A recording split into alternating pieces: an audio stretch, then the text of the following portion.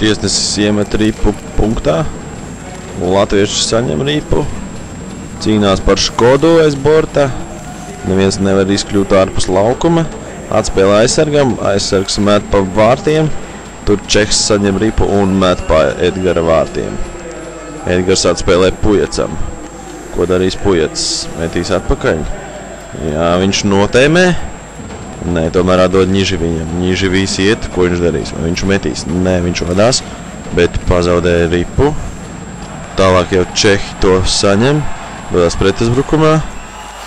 Un rupju spēka paņēmieni pret Edgaru izdara Čehs un tādējādi gūstot vārtus nelietīgi.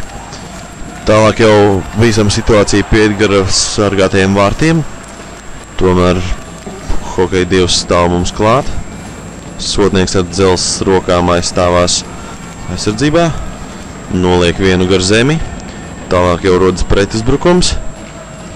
Latvieši dodas uz priekšu. Ir te vienu nones. Un Spruks pamanās uzmest pa Vakūnu sargātiem vārtiem. Tālāk jau ripa aizsardzības zonā. Kulde to saņem.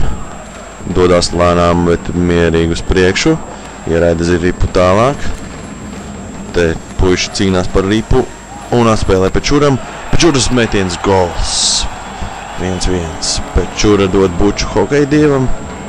Un te atkārtojumā Sprukta raidījums pa Vakūna Elkoni.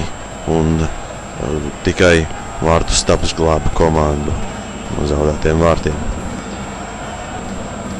Un te atkārtojumā Pečuras Kisķevais Brasoks un tiesnesis rāda, kad viss ir kārtībā.